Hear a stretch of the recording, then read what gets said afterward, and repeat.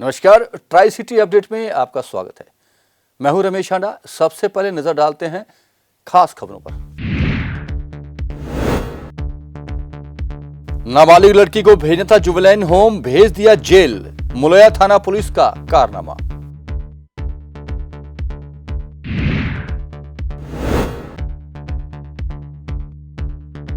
पटाखे चले तो कोरोना मरीजों की बिगड़ सकती है हालत, पीजीआई के विशेषज्ञों ने जताई चिंता।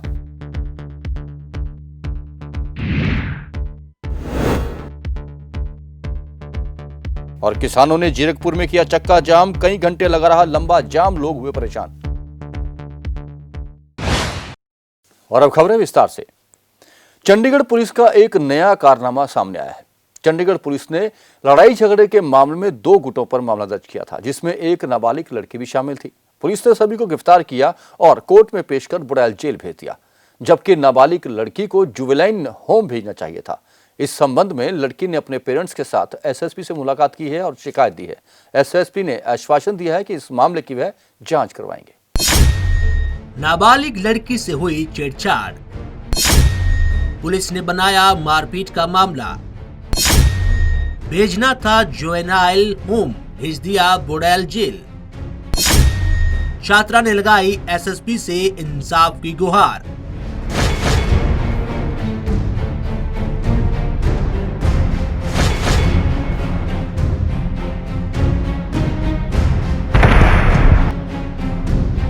वी केयर फॉर यू कहलाने वाली चंडीगढ़ पुलिस कितनी मुस्तैद और चिंतित है, इसका अंदाजा इस बात से लगाया जा सकता है कि एक नाबालिग लड़की के साथ छेड़छाड़ होती है और फिर उसकी मारपीट की जाती है। लेकिन पुलिस ने इस मामले को सिर्फ मारपीट का मामला बनाकर रख दिया। हद तो तब हो गई जब छेड़छाड़ का शिकार हुई नाबालिग लड़की को पुलिस ने आरोपी बना दिया और बुड़ैल जेल में भेज दिया। मामला चंडीगढ़ के थाना मलोआ के नजदीक 38 वेस्ट क्षेत्र का है, जहां 12वीं कक्षा में पढ़ने वाली नाबालिग लड़की के पड़ोस में रहने वाले एक नौजवान ने उसको जबरन रोका और फिर छेड़छाड़ की और लड़की के नाम मानने पर लड़के ने लड़की को जान से मारने की धमकी दे डाली। जब लड़की ने अपने पारिवारिक सदस्यों को बुलाया तो नौजवान और उसके परिवार ने लड़की के माँ बाप और उसके भाई की मारपीट की, जिसके बाद लोगों ने बचाव में इसकी सूचना पुलिस को दी। वहीं मौके पर पुलिस पहुंची भी, लड़की का मेडिकल चेकअप भी हुआ, पर थाना पुलिस ने छेड़छाड़ के मामले को दोनों पक्षों की मारपीट का मामला बनाकर रख दिया। प्लस 2 क्लास की लड़की हूँ, सरकारी स्कूल में पढ़ती हूँ। 30 तारीख की ये घटना है। मैं अपने पापा की शॉप से वापस आ रही थी। गुलचमन नाम के लड़के ने मुझसे बदतमीजी और छेड़छाड़ करने की कोशिश की। जब मैंने उसे रोका और वो अपने घर के मम्मी पापा, बहू और मम्मी को बुला के लाया, मैं अपनी मम्मी को ऊपर बताने गई। वहाँ से जब मैं नीचे आई तो मुझे, मेरे पापा और मेरी मम्मी को, मेरे भाई को मारा सब ने मिल के। और जब मुझे मारने लगे तो मुझको लोगों ने छुड़वाया। उसके बाद पुलिस आई, उन्होंने बल्कि हमारी गलती गाड़ी और हमें जेल लेके गए। मुझ पे, मेरे पापा पे और मेरी मम्मी पे, उनके सिर्फ गुलचमन पे और उनके फादर पे पर्चा किया। उन्होंने मेरी एज भी नहीं पूछी और मुझे अंदर कर दिया। हैरानी की बात तो तब हो गई जब मलोआ थाना पुलिस ने नाबालिग लड़की और उसके परिवार के खिलाफ मारपीट का मामला दर्ज किया और एफआईआर में लड़की की डेट ऑफ बर्थ 1 नवंबर 2002 लिखकर उसको 18 साल की बता दिया, जबकि लड़की की उम्र डेट ऑफ बर्थ सर्टिफिकेट और स्कूल सर्टिफिकेट में 12 अप्रैल 2003 की है, जिसके हिसाब से नाबालिग लड़की की उम्र 17 साल 7 महीने 24 दिन की हुई। यानी कि 18 साल होने के लिए अभी नाबालिग लड़की को 4 महीने 8 दिन पड़े हैं। नाबालिग लड़की को 31 अक्टूबर शाम 5 बजे बुड़ैल जेल भेज दिया गया था, जहां सोमवार 2 नवंबर को दोपहर 3 बजे लड़की की जमानत हुई।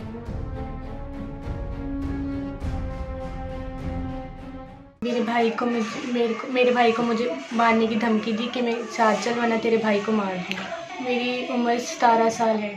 मैं दो रात काट के आई मुझे। मेरी उम्र नहीं पूछी गई किसी ने और मुझे जेल में डाल दिया। मैं चाहती हूँ कि मुझे इंसाफ मिले और मेरी बात को सुना जाए। मैं एसएसपी से मिल के आई हूँ। उन्होंने बोला है कि हम कार्रवाई करेंगे, 2 दिन तक आपके पास कॉल पहुँच जाएगी। मैं चाहती हूँ कि पुलिस को भी इसमें बोला जाए कि उनकी गलती है ये। मैं 17 साल की, मुझे जेल भेज दिया गया और उनके खिलाफ़ भी कोई कार्रवाई नहीं की गई। मैं चाहती हूँ कि उन दोनों के खिलाफ़ कार्रवाई की जाए। थाना मलोआ पुलिस की इस तरह की लापरवाही से साफ दिखाई दे रहा है कि चंडीगढ़ पुलिस शहरवासियों की कितनी सुरक्षा कर रही है। अगर पुलिस ऐसा ही करती रही तो वे दिन दूर नहीं जब चंडीगढ़ पुलिस से लोगों का विश्वास खत्म हो जाएगा। चंडीगढ़ पुलिस को जरूरत है समय रहते सही कार्रवाई करने की। पंजाब केसरी टीवी चंडीगढ़ के लिए कुलदीप कुमार की रिपोर्ट। इस दिवाली अगर पटाखे चले तो कोरोना मरीजों के लिए जान जोखिम में हो सकती है। जी हां, ये दावा किया है पीजीआई के विशेषज्ञों ने। उनका कहना था कि पटाखों से उठने वाला धुआं और बारूद की बदबू कोरोना पेशेंट के लिए खतरनाक हो सकती है। यही नहीं, सांस के हर रोगी के लिए यह धुआं खतरनाक साबित होगा। और क्या कहा विशेषज्ञों ने, आज देखते हैं भागवत सिंह की रिपोर्ट।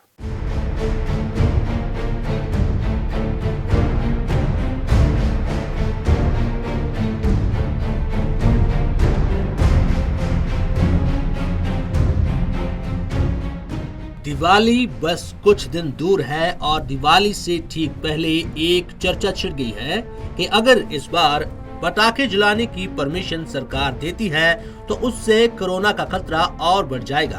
पीजीआई के एक डॉक्टर ने इसको लेकर पहले से ही चंडीगढ़ प्रशासन को आगाह किया है। यह बात कितनी सच है और कितनी अफवाह, इस बारे में हमने बात की पीजीआई के डॉक्टर रविंद्र खौवाल से, जिनका क्या कहना था आप भी सुनिए। देखिए, हमें ये समझना होगा कि जो प्रदूषण है, जो इंटरनेशनल एविडेंस आए हैं, एयर पोल्यूशन, वो एक रिस्क फैक्टर है to increase the severity of the कोविड-19 केसेस। लेकिन खाली ये कह देना कि दिवाली की वजह से कोरोना फैल जाएगा, वो ये कह रहे हैं कि दिवाली पे जो हम आपस में मिलेंगे और आपस में बैठ सकते हैं ज़्यादा लोग, या एक हम ढिलाई दे सकते हैं, तो उसकी वजह से कोरोना बढ़ सकता है। उस चीज़ को खाली पटाखों की वजह से लिंक कर देना, वो शायद मुझे लगता है कि पूरी तरह से सही नहीं है। हाँ, ये जरूर है कि पटाखों की वजह से प्रदूषण बढ़ता है, लेकिन और प्रदूषण जो है वो रिस्क फैक्टर है हमारी रेस्पिरेटरी डिजीज के लिए, और जिनमें और जो कोविड का फर्स्ट इम्पैक्ट है वो भी हमारे लंग और आप कह सकते हैं कि रेस्पिरेटरी सिस्टम पे होता है। तो इसीलिए शायद लोगों ने ये अवधारणा बनाई है कि इस तरह का प्रभाव पड़ सकता है। लेकिन हमें कोशिश करनी चाहिए कि जैसे त्योहार का मौसम आ रहा है तो एक उचित दूरी और जो सरकार ने बताया है उनको हम यूज करें। हालांकि शहर के क्रैकर्स एसोसिएशन ने इसको लेकर प्रशासन से अनुमति मांगी है। क्रैकर्स एसोसिएशन का कहना है कि व्यापारियों के पास पहले से ही काफी संख्या में करोड़ों के पटाखे पड़े हैं और दिवाली को लेकर और ऑर्डर भी आ चुके हैं। अगर प्रशासन ने अनुमति नहीं दी तो उन्हें काफी ज्यादा आर्थिक नुकसान झेलना पड़ेगा। उन्होंने कहा कि पहले ही लॉकडाउन के चलते लंबे समय तक दुकानें और व्यापार बंद पड़े रहने से वे काफी नुकसान झेल चुके हैं। प्रशासन ने इसको लेकर ड्रॉ निकाल दिया है और 96 लोगों को लाइसेंस मिलने की बात कही जा रही थी, लेकिन अभी प्रशासन ने पटाखे बेचने की अनुमति नहीं दी है। जैसे मान लो हम छोटे से व्यापारी हैं, हमें एक आस थी, वैसे 8 महीने तो हमें कोरोना नहीं मार दिया। देखो घर में ना आज की डेट में आपको पता है सैलरी में गुजारा नहीं है। हमने आस थी कि चलो दिवाली को हम पटाखे बेचेंगे, उसमें हम 2 पैसे कमाएंगे, अपने बच्चों की फ़ीस देंगे, घर का खर्चा भी चला लेंगे, जिनका कोई कर्ज ले रखा वो भी पूरा दे देंगे। पर जब प्रशासन ने हमें, हमारा ड्रा में नाम भी आ गया, अब हमने पटाखे भी वो कर दिए थे। पर अब जब प्रशासन ये कह रहा है कि शायद पटाखों पर बैन लग जाएगा, पर हम चंडीगढ़ प्रशासन ये कहना चाहते हैं कि ये देखो व्यापारी तो पहले ही बेचारे मारे जा चुके हैं, उनको और मारने का क्या फ़ायदा। हम भी मानते हैं कि प्रदूषण से वातावरण ख़राब होता है, पर 2 दिन के बाद पटाखों में कोई ऐसी वो नहीं होती, इससे कई बीमारियां भी शायद गायब हो जाती हैं। पर पहले भी लोगों ने कहा है कि पटाखा चलाने जो धुआं उड़ता है उससे बीमारियां जाती हैं, आती नहीं हैं। हम यही प्रशासन से उम्मीद करते हैं कि हमारे को इसको पटाखे लगाने की इजाज़त दी जाए। हम प्रशासन का बहुत बहुत धन्यवाद करते हैं कि हमारे व्यापारियों को और ना मारा जाए। हम पहले ही कोरोना से बहुत दुखी हैं। अब यह देखना होगा कि पटाखा व्यापारियों की परेशानी को लेकर प्रशासन कब और क्या फैसला लेता है।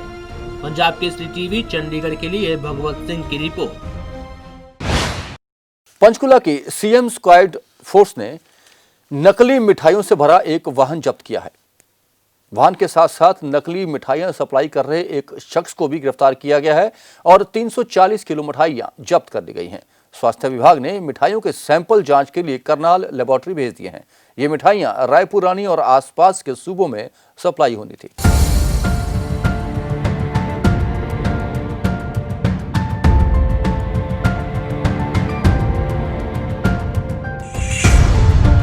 पंचकुला सीएम फ्लाइंग स्क्वाड द्वारा गुप्त सूचना मिलने पर एक नकली मिठाई सप्लाई करने वाले को पकड़ा है। सीएम फ्लाइंग स्क्वाड को जानकारी मिली थी कि एक व्यक्ति जयपुर से नकली मिठाई लेकर आता है और रायपुर रानी, नारायणगढ़ व कालाअंब में सप्लाई करता है, जिस पर एसआई दिनेश कुमार ने रायपुर रानी तिलोकपुरा चौक पर नाकेबंदी की और उपरोक्त व्यक्ति को गाड़ी के साथ काबू किया। जो व्यक्ति नकली मिठाइयां लाया था उस व्यक्ति का नाम नसीम पुत्र मोहम्मद शमीम वासी मनीमाजरा चंडीगढ़ है। जब गाड़ी को चेक किया गया तो गाड़ी में 3 क्विंटल 40 किलो मिठाई जिसमें लड्डू, बर्फी, पतीसा, कलाकंद, मिल्क केक पाए गए और doctor Gaurav Sharma food supply officer Panchkula ने सभी मिठाइयों के सैंपल लिए जो करनाल लैब में भेजे जाएंगे। पूछताछ में नसीब ने बताया कि ये मिठाई 6-7 दिन तक खराब नहीं हो सकती। फिलहाल मिठाई के सैंपल आने पर मामले में आगामी कार्रवाई की जाएगी। Bureau report, Punjab Kesari TV Chandigarh. Punjab university प्रशासन पर एग्जाम फीस में बड़े घोटाले का आरोप लगाते हुए एबीवीपी और इंसो नामक छात्र संगठन ने आज पंजाब विश्वविद्यालय में प्रशासनिक ब्लॉक के सामने धरना दिया। छात्र मांग कर रहे हैं कि इस घोटाले की जांच करवाई जाए। वाइस चांसलर हाय हाय,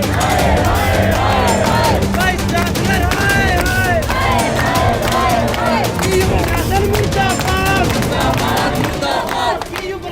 पंजाब यूनिवर्सिटी में बड़े पैमाने पर एग्जामिनेशन फीस की गड़बड़ी हो रही है। ये इल्जाम लगाया है अखिल भारतीय विद्यार्थी परिषद के विद्यार्थियों ने। इसी मामले को लेकर गुरुवार को पंजाब यूनिवर्सिटी में एडमिन ब्लॉक के बाहर प्रदर्शन किया गया। वहीं प्रदर्शन कर रहे प्रदर्शनकारियों का ये इल्जाम था कि पंजाब यूनिवर्सिटी में मई के समय विद्यार्थियों के इम्तिहान होने थे, लेकिन वो इम्तिहान नहीं हुए। इसके बावजूद विद्यार्थियों से परीक्षा की फीस ली गई। परीक्षा तो नहीं हुई, लेकिन विद्यार्थियों की फीस रिफंड नहीं हुई। इतने महीने बीत जाने के बावजूद प्रबंधकों की ओर से फीस वापस नहीं की गई। इसको लेकर विद्यार्थियों ने इसका पहले भी विरोध किया था। विद्यार्थियों का कहना था कि कोरोना काल में पहले ही लोग बेरोजगार हैं। विद्यार्थियों के माँ बाप के ऊपर ये बोझ क्यों डाला जा रहा है, इसको लेकर अखिल भारतीय विद्यार्थी परिषद की ओर से जोरदार प्रदर्शन किया जा रहा है। आज ਜਿਹੜਾ ਸਾਡਾ ਪ੍ਰੋਟੈਸਟ ਹੈ ਇਹ ਹੈ ਫੀਸਾਂ ਨੂੰ ਲੈ ਕੇ, ਜਿਹੜੀਆਂ ਐਗਜ਼ਾਮੀਨੇਸ਼ਨ ਫੀਸਾਂ ਯੂਨੀਵਰਸਿਟੀ ਸਟੂਡੈਂਟਸ ਤੋਂ ਲੈ ਰਹੀਆਂ ਨੇ। ਜਦ ਕਰੋਨਾ ਕਾਲ ਸ਼ੁਰੂ ਹੋਇਆ ਸੀ, ਕਰੋਨਾ ਪੈਂਡੈਮਿਕ ਸ਼ੁਰੂ ਹੋਇਆ ਸੀ, ਤਾਂ ਉਸ ਟਾਈਮ ਸਟੂਡੈਂਟਸ ਦੇ ਜਿਹੜੇ ਮਈ 'ਚ ਐਗਜ਼ਾਮ ਹੁੰਦੇ ਨੇ ਉਹ ਐਗਜ਼ਾਮ ਕੰਡਕਟ ਨਹੀਂ ਕੀਤੇ ਗਏ ਯੂਨੀਵਰਸਿਟੀ ਦੁਆਰਾ। ਐਗਜ਼ਿਟ ਸਮੈਸਟਰ ਦੇ ਕੰਡਕਟ ਕੀਤੇ ਗਏ, ਬਟ ਬਾਕੀ ਜਿਹੜੇ ਸਮੈਸਟਰ ਸੀ ਉਹਨਾਂ ਦਾ ਕਿਸੇ ਦਾ ਐਗਜ਼ਾਮ ਨਹੀਂ ਹੋਇਆ। ਤਾਂ ਉਹਦੇ ਲਈ ਸਾਡੇ ਤੋਂ ਐਗਜ਼ਾਮਸ ਇੱਕ ਐਗਜ਼ਾਮੀਨੇਸ਼ਨ ਫੀਸ 1575 ਲਿੱਤੀ ਜਾਂਦੀ ਹੈ, ਜੋ ਕਿ ਅਸੀਂ ਕਹਿੰਦੇ ਹਾਂ ਕਿ ਵਾਜਬ ਹੈ। ਠੀਕ ਹੈ, ਯੂਨੀਵਰਸਿਟੀ ਨੂੰ ਲੋੜ ਪੈਂਦੀ ਹੈ ਇਨਵਿਜੀਲੇਟਰਸ ਦੀ, ਇਨਵਿਜੀਲੇਟਰਸ ਦੀ, ਇਨਫਰਾਸਟ੍ਰਕਚਰ ਦੀ, ਹੋਰ ਬੜੀਆਂ ਚੀਜ਼ਾਂ ਹੁੰਦੀਆਂ ਨੇ, ਪੇਪਰ ਤਿਆਰ ਕਰਨ ਦੀ, ਸ਼ੀਟਾਂ ਤਿਆਰ ਕਰਨ ਦੀ, ਤਾਂ ਉਹਦੇ 'ਤੇ ਇਹ ਖਰਚੇ ਆਉਂਦੇ ਨੇ। ਪਰ ਜਦ ਐਗਜ਼ਾਮ ਹੋਏ ਨਹੀਂ ਤਾਂ ਇਹ ਫੀਸਾਂ ਕਿਸ ਵਾਸਤੇ? ਸਾਡੇ ਸਮੈਸਟਰ ਵਾਲੇ ਜਿਹੜੇ ਈਵਨ ਸਮੈਸਟਰ ਵਾਲੇ ਐਗਜ਼ਾਮ ਹੋਏ ਨਹੀਂ ਤਾਂ ਉਹਨਾਂ ਦੀਆਂ ਫੀਸਾਂ ਲਿੱਤੀਆਂ ਜਾ ਰਹੀਆਂ ਨੇ। ਉਹਨੂੰ ਇਹ ਯੂਨੀਵਰਸਿਟੀ ਕਿਸ ਤਰੀਕੇ ਨਾਲ ਜਸਟੀਫਾਈ ਕਰਦੀ ਹੈ ਕਿ ਉਹਨਾਂ ਨੂੰ ਫੀਸਾਂ ਨੂੰ ਚਾਰਜ ਕੀਤਾ ਗਿਆ, ਉਹ ਸਾਡੇ ਤੋਂ ਐਗਜ਼ਾਮ ਨਹੀਂ ਲਿੱਤੇ ਗਏ। ਤੇ ਹੁਣ ਦੁਬਾਰਾ ਜਦ ਦਸੰਬਰ 'ਚ ਐਗਜ਼ਾਮ ਹੋ ਰਹੇ ਨੇ ਔਡ ਸਮੈਸਟਰ ਦੇ, ਹੁਣ ਦੁਬਾਰਾ ਸਾਡੇ ਤੋਂ ਯੂਨੀਵਰਸਿਟੀ ਫੀਸਾਂ ਚਾਰਜ ਕਰ ਰਹੀ ਹੈ। ਤਾਂ ਮੈਨੂੰ ਨਹੀਂ ਲੱਗਦਾ ਕਿ ਇਹ ਯੂਨੀਵਰਸਿਟੀ ਦਾ ਇੱਕ ਤਰੀਕੇ ਦਾ ਰਵੱਈਆ ਹੈ ਕਿ ਉਹ ਇਸ ਚੀਜ਼ ਨੂੰ ਜਸਟੀਫਾਈ ਕਰ ਸਕਣ। ਕਿਉਂ ਇਹ ਯੂਨੀਵਰਸਿਟੀ ਪੈਸੇ ਦੇ ਮਗਰ ਲੱਗ ਕੇ ਸਟੂਡੈਂਟਸ ਦੇ ਫਿਊਚਰ ਨੂੰ ਬਰਬਾਦ ਕਰਨ ਲੱਗੀ ਹੈ। आज हमारा एक जॉइंट प्रोटेस्ट है, इंसो, एबीवीपी और सोई हम मिलकर इकट्ठा प्रोटेस्ट कर रहे हैं। हमारा मुद्दा ये है कि जिन बच्चों से कोरोना के टाइम में एग्ज़ामिनेशन फ़ीस ली गई थी और उनके पेपर कंडक्ट नहीं हुए, तो वो फ़ीस किस लिए ली गई थी? तो एग्ज़ामिनेशन फ़ीस जो ली है वो जब यूज़ नहीं हुई पंजाब यूनिवर्सिटी के द्वारा, या तो उस फ़ीस को आगे एडजस्ट किया जाए या रिफ़ंड किया जाए। हमारा आज का यही मेन मुद्दा है और इसलिए हम सभी यहाँ इकट्ठे हुए हैं। काबिल गौर है कि पंजाब यूनिवर्सिटी में कई विद्यार्थी संघ विद्यार्थियों से फीस लिए जाने को लेकर काफी समय से इसका विरोध करते आ रहे हैं। ऐसे में विद्यार्थियों से फीस तो ले ली गई, लेकिन बाद में उनकी परीक्षा भी नहीं हुई। इसको लेकर विद्यार्थी संघ लगातार विरोध प्रदर्शन कर रहा है। पंजाब केसरी टीवी चंडीगढ़ के लिए भगवत सिंह की रिपोर्ट।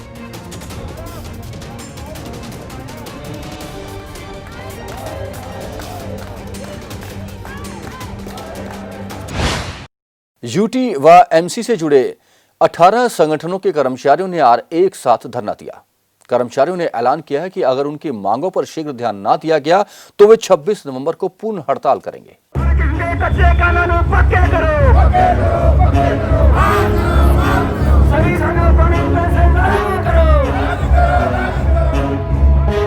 यूटी और एमसी के अलग अलग विभागों में काम कर रहे हजारों कर्मचारियों ने सेक्टर 17 में विशाल धरना प्रदर्शन किया।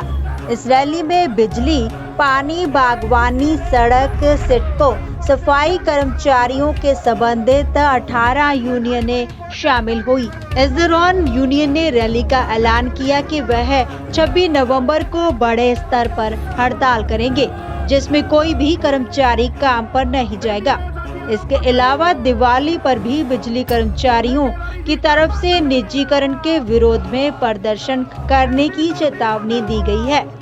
साथ ही उन्होंने ये भी कहा है कि दिवाली पर कोई भी बिजली कर्मचारी काम पर नहीं आएगा। आपको बता दें कि यूनियन की मांग है कि कर्मचारियों की मांगों पर प्रशासन और नगर निगम बिल्कुल भी ध्यान नहीं दे रहा है, चाहे वह कर्मचारियों की तनख्वाह की बात हो, बिजली विभाग का निजीकरण करने की बात हो या ठेके पर काम करने वाले कर्मचारियों को पक्का करने की बात हो।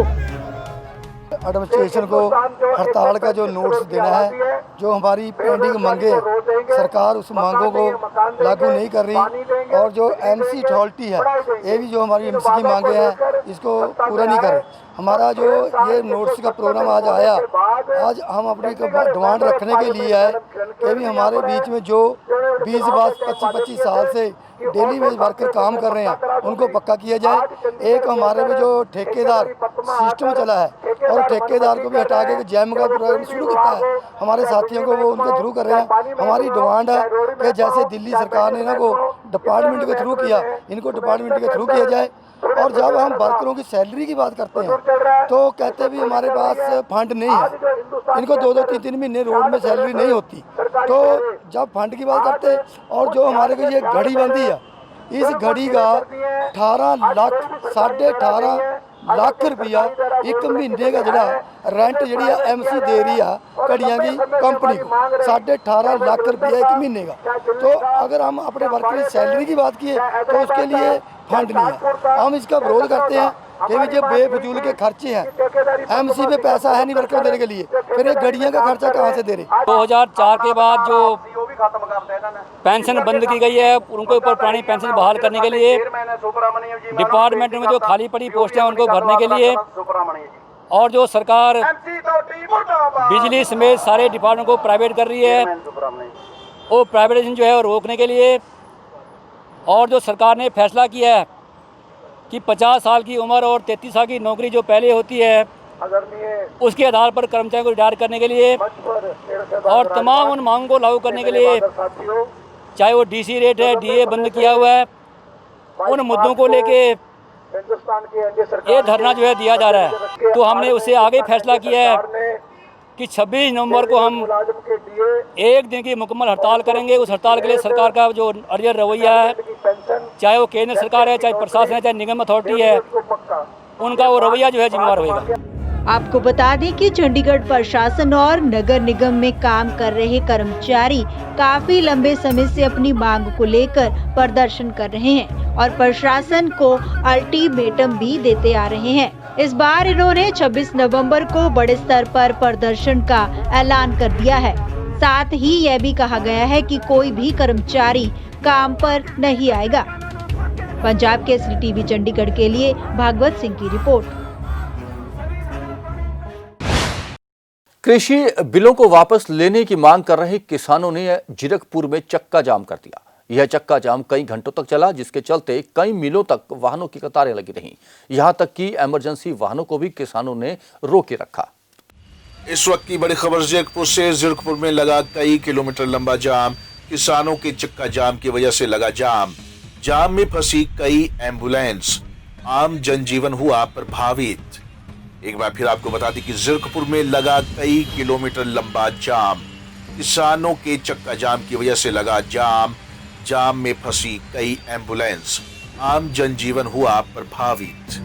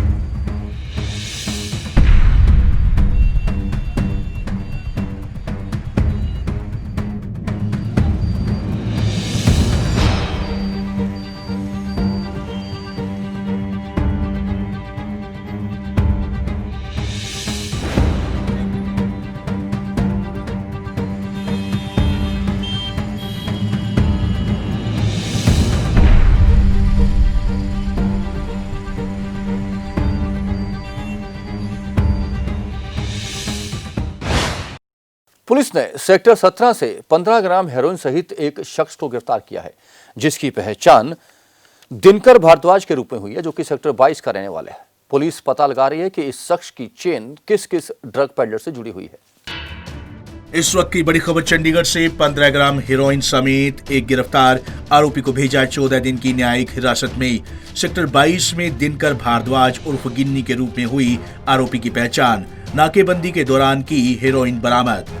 एक बार फिर आपको बता दें कि 15 ग्राम हेरोइन समेत एक गिरफ्तार आरोपी को भेजा 14 दिन की न्यायिक हिरासत में। सेक्टर 22 में दिनकर भारद्वाज उर्फ गिन्नी के रूप में हुई आरोपी की पहचान। नाकेबंदी के दौरान की हेरोइन बरामद। और अब कोरोना अपडेट। शहर में कोरोना के मरीज लगातार बढ़ने का क्रम आज भी जारी रहा। शहर में आज कोरोना के 96 मरीज सामने आए हैं, जबकि पंचकुला में यह आंकड़ा 49 रहा। एक व्यक्ति की पंचकुला में मौत भी हुई है। मोहाली में 61 नए मामले आए हैं और एक शख्स की मौत हुई है। ट्राई सिटी में कुल 206 मामले आज सामने आए और 2 लोगों की मौत हुई है।